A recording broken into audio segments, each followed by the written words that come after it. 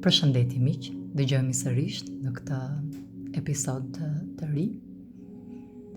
Na është drejtuar një pyetje nga persona që nuk janë duke kaluar këtë situatë, por që kanë dëshirë të ofrojnë ndihmë dhe nga dëgjimi i episodeve më përpara nuk i kanë kuptuar disa prej tyre. Po përmend pasqyrën. Nëse juve mbani mend, është një episod i shkurtër, ka dhe pak nota jo humori, por pak më lehtësuese për t'ja u shpjeguar juve që ndoshta nuk e kuptoni. Atëherë, në situatën tonë ndodhi, duhet jetë edhe pak personale sipas personave, këta që personat e prekur po flasim, kur shikoi në pasqyrë, kishte një reagim jo pozitiv.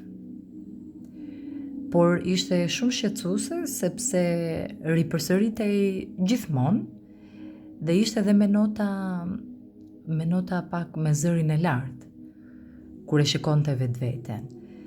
Tani arsyet dhe këto nuk do të flasim në këto momente, por që ishte momenti që ne duhet i kthenim të gjitha pasqyrat në shtëpi, ose mbrapsht, ose duhet i hiqnim.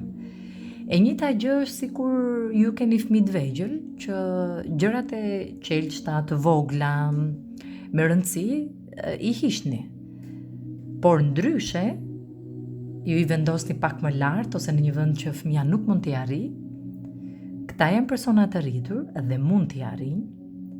Këta janë persona që pjesa e memorjes tyre është akoma aty. Dhe jo vetëm që i gjejnë gjërat ku ti mund t'i kesh fshehur, por kanë jetuar me ty një jetë të tërë, kështu që ta dinë edhe mendësinë se ku mund t'jenë fshehur. Megjithatë shtëpia aq është. Sado që ti të arrish të mbyllësh disa gjëra, do harrosh disa të tjera. Kjo ishte në lidhje me pasqyrën, pra na jemi detyruar që ti largojmë të gjitha pasqyrat, vetëm vitet e para. Pastaj nuk e kemi pasur këtë. Jo nuk e kemi pasur, ndoshta nuk e kemi ndjerë më sepse e shndruam shtëpinë në nevoja të sajat, që do thotë ne u detyruam të ndryshonim edhe ambient, sepse në apartament dhe në komunitet po krijoi një lloj ngarkese edhe nga komshinjt. Tjetër vështirësi që juve ju është dukur pak e çuditshme dhe ndoshta se keni kuptuar, kopsat. Kopsat janë ato që ajo i këpuste, sepse donte të ishte edhe rrobat, nuk duronte dot. Të vishej shumë, po ndërkohë ne donim që të ishte edhe ngrohtë edhe në lëvizjet e saj dinamike, në dhoma të ndryshme, në hapësirë, donim që ajo të ishte ngrohtë.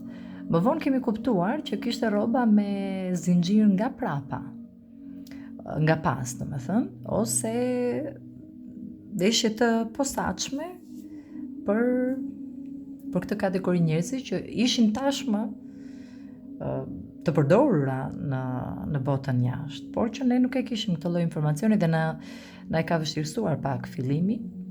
Jemi detyruar të qepim shumë kopsa. Dhe ky episod, domethënë, po ta dëgjoni, shprehim pak atë që u kthye si një loj pastaj një jetë pa kopsa, sepse arriti ti shkulte të gjitha llojet e kopsave që kishte dhe ne u detyruam të blinim rroba me zinxhir. Megjithatë, kjo ideja që ta veshësh kështu nga mbrapa nuk është edhe aq e lehtë, sepse